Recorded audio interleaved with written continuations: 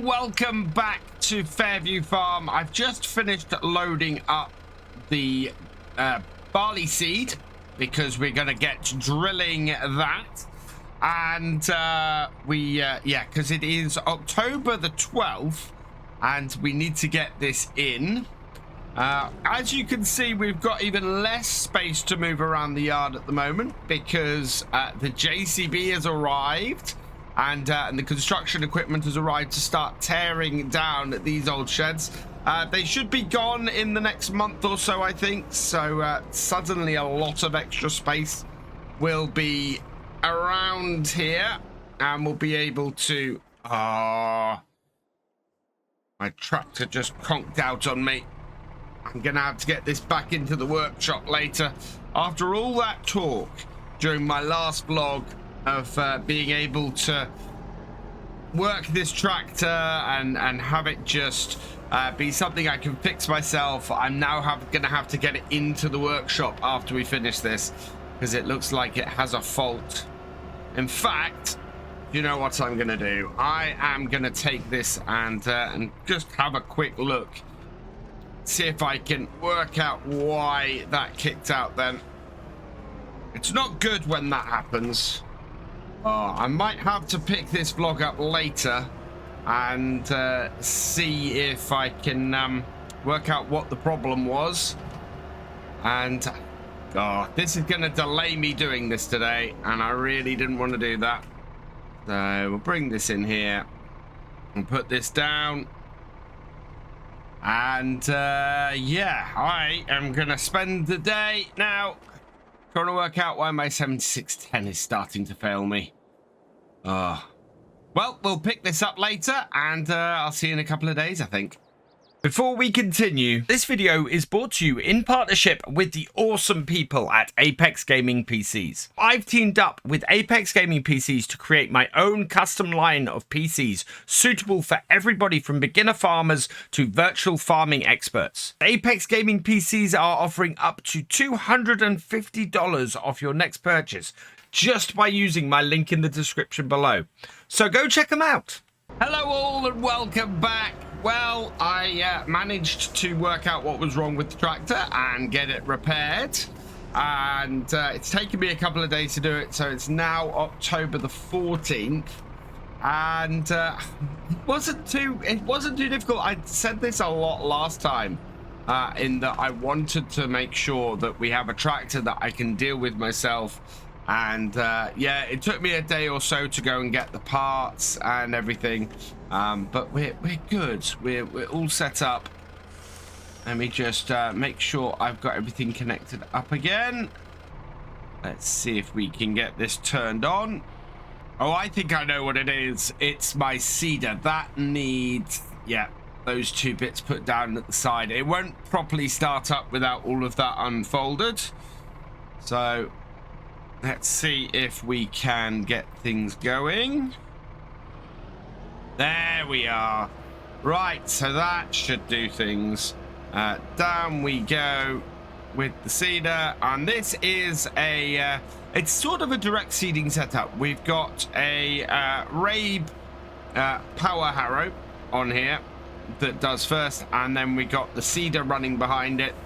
So that means that we're able to pretty much do what a modern direct seeder does, but we're doing it in two parts. Thankfully, these two pieces of kit don't take too much power, and we're able to get both of them running pretty well to actually get the fields planted. We're planting across the slope as we normally do, so that we are able to keep our power consumption to a minimum.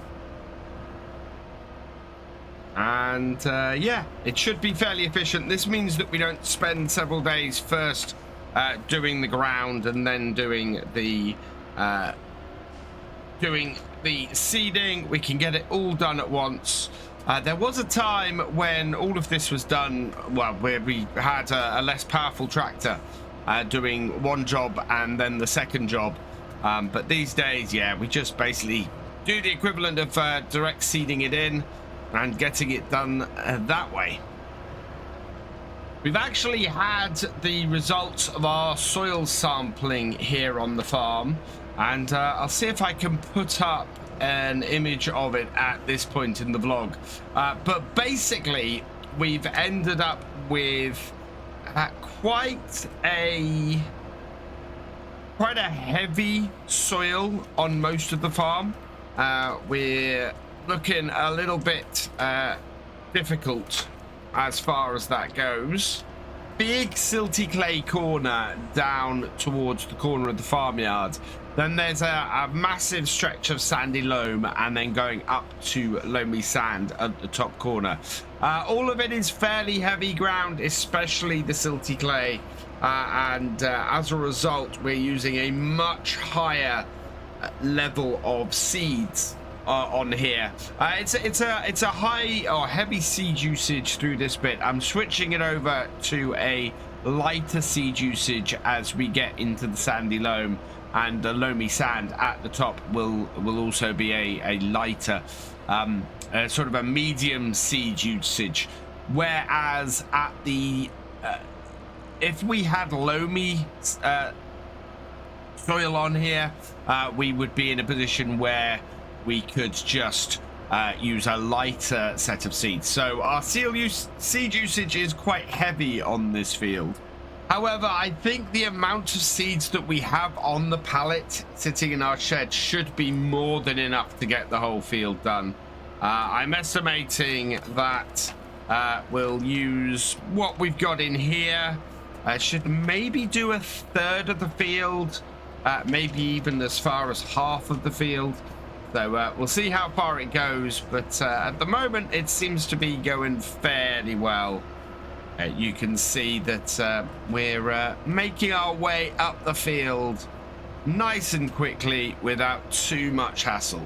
One thing the agronomist did say to me is that this field does feel a little bit compacted, and it would possibly do well from having been plowed before I did this, but we don't have a plow on the farm, so I'm currently not able to do it, and it's also fairly bad environmentally. We try and be a little bit environmentally conscious on the farm, and I know that doing too deep a tillage on the land is not good for it either.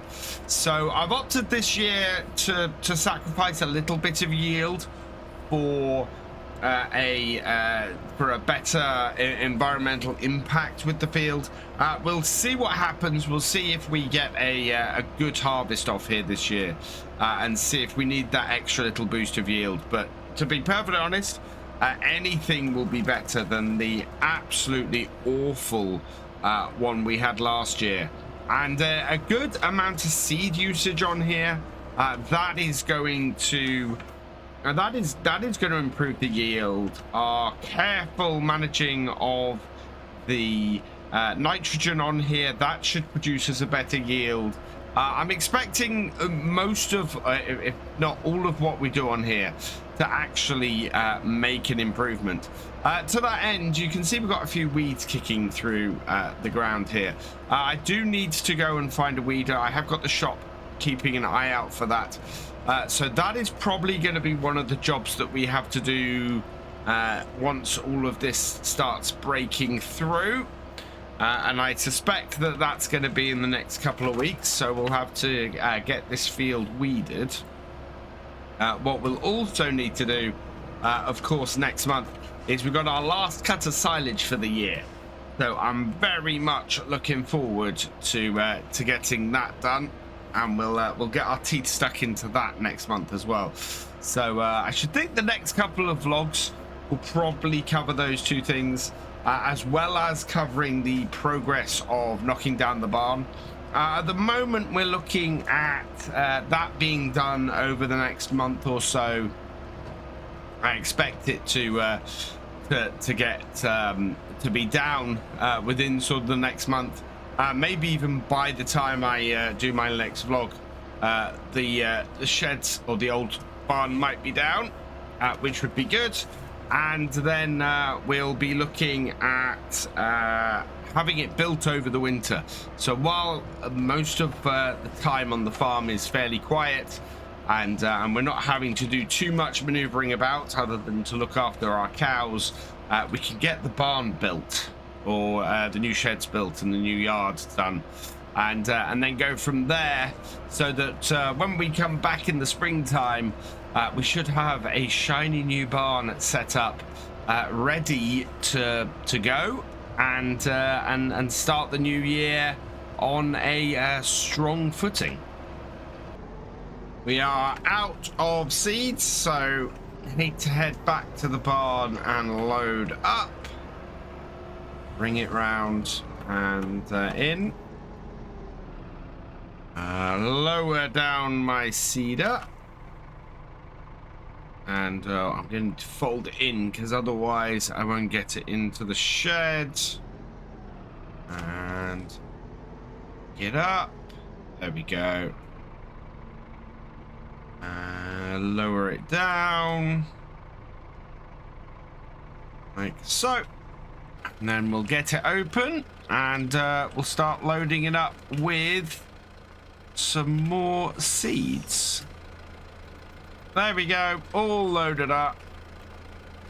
Let's jump back in here, lift this, and yeah, I'm not gonna get out the same way I came in. I am gonna have to go all the way around, but thankfully now what we can do is lift that up, and one of the nice things, we should be able to get around the corners now that we're not quite so long out the back.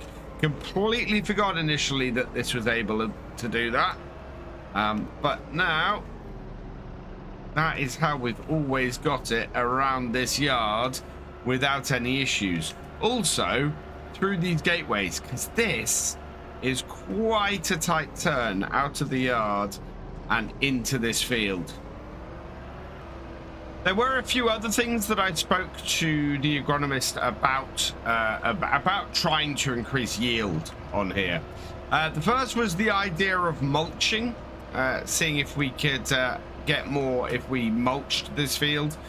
Something he said, which I found very interesting, is that when we're baling this field, we tend to be doing a fair amount of a fair amount of extra driving around the field, not only to bale it but to collect the bales up. That tends to destroy the straw, so we end up with not a lot of straw to mulch. It all tends to get flattened down. I'll see if I can show you what I mean. You can see here where we've had the middle of a row, the straw is still standing quite tall, whereas in these sections here it's a lot shorter and doesn't mulch so well. So we end up with not a lot of benefit the more we drive over the field. As a result, he did say to me that it probably wasn't worth us mulching this, that we actually wouldn't end up with any extra benefit.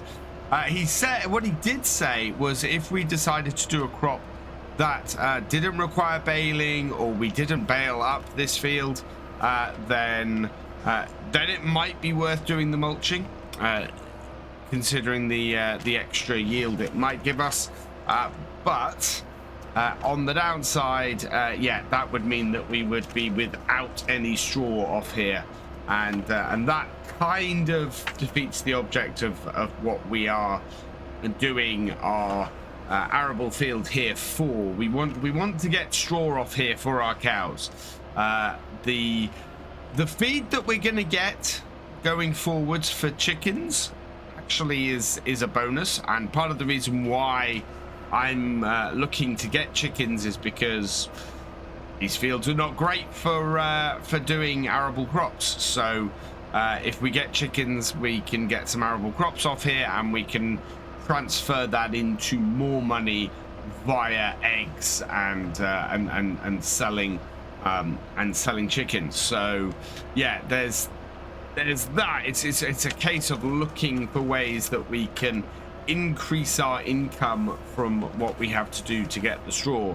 It's still cheaper for us to put the work into doing this than actually going out and buying the straw. In fact, the money we make off the grain on here, that more than offsets the cost that it would the cost of planting this and running the combine and everything, and buying the straw. You know, we actually get more in per year off the grain on here than we spend seeding it and doing it. So from that point of view, it's worth doing it here. But if we can make a little bit more off it, make it a little bit more profitable, that would be great.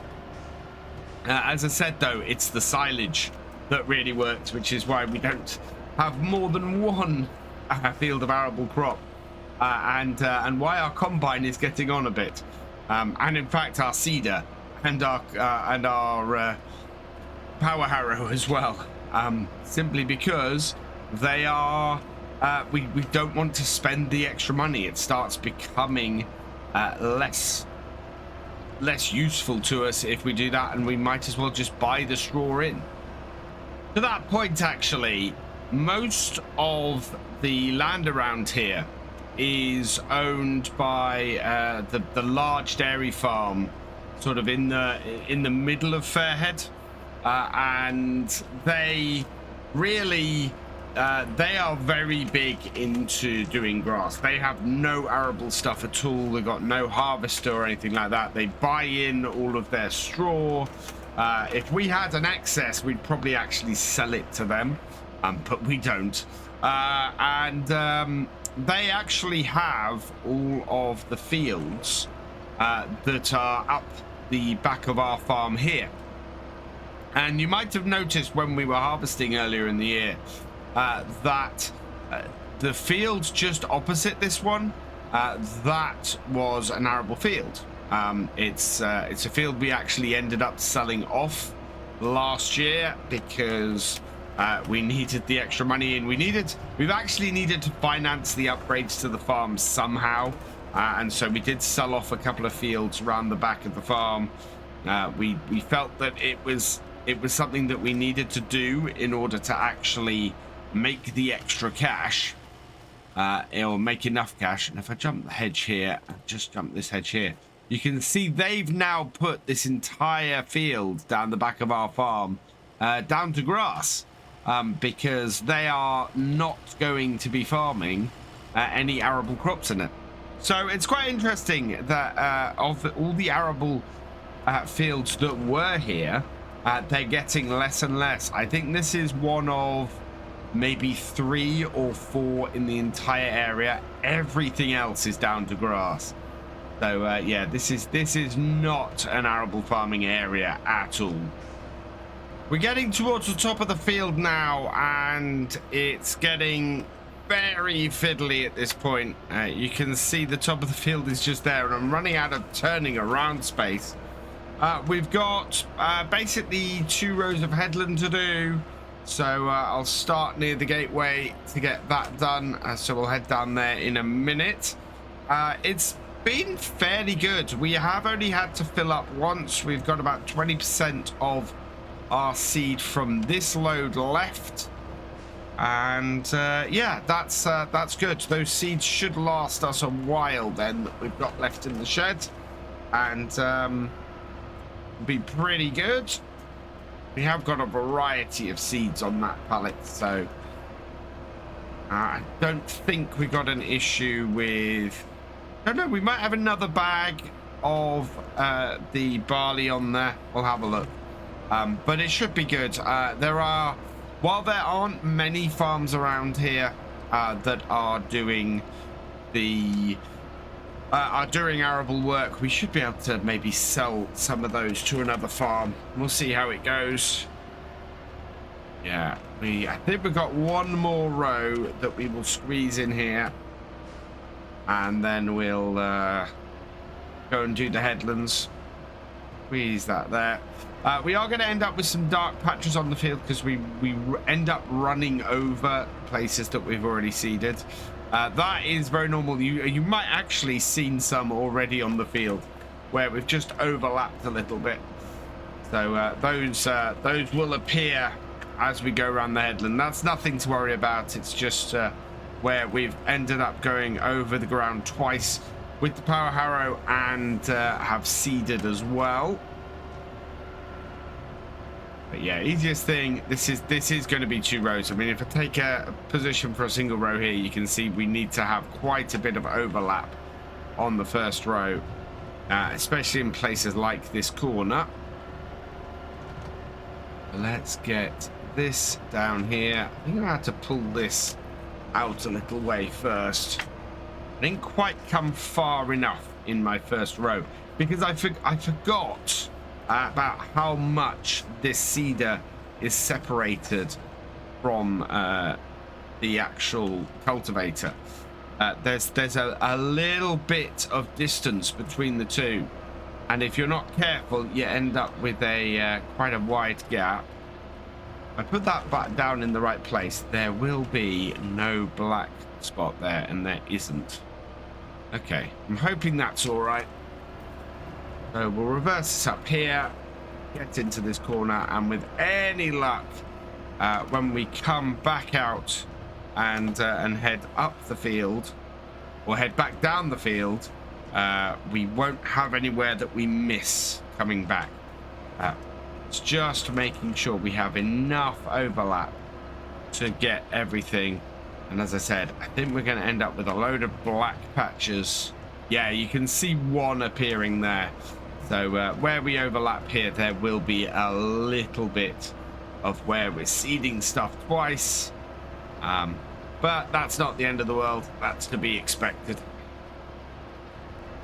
I expected a lot more problems with overlap than we've actually got. We've only got a couple of places where it's really been where it's really happened a lot. I mean, we had a big strip there where I needed to go over some of where I planted, but in general, it's not been too bad.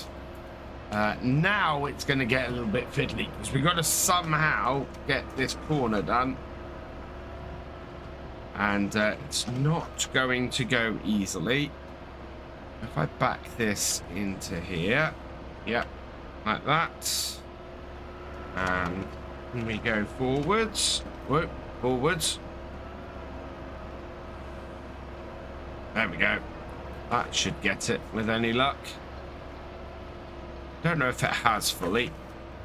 Yeah, always a mess in this back corner. Always a little bit difficult to get things to run right. But I think we're there. All right, and now we just got to go back round the field to the other way. So down. And yeah. So there is one job I will need to do once I've done this, and I'll get this done. I'll get it done in the next few days. It's a fairly uninteresting one, and I want to I'll get it out of the way before we get into next month's stuff. But this all needs rolling, so I need to get a roller on here and get this field sorted from that point of view. Once it's all rolled in, it'll be good, and that'll seal it down and should help everything to grow rather nicely. You can see a bit of a line now where we've got an overlap on this headland. Yeah, definitely got a bit of an overlap here. And as I come down to the bottom corner here, we're looking pretty nicely done. There we go. That is the barley in for this year. I lift up the back and lift all of that up. Yeah, I'm happy with that. That is a job well done. We've got this year's or next year's grain crop in, and I'm gonna go and park this somewhere out of the way because we have a lot of work starting here in the next few weeks. It's gonna be getting a bit messy. And yeah, a lot of rubble. I think we're in for an interesting time going into winter this year. Carefully back this in. And yeah, then everything is nicely out of the way. Cool. That is a job done. Lower that down. And there we go. Time to turn her off. And I think it's time to go and get a nice cup of tea. For now, though, I'm going to leave this here. So all that remains is for me to say...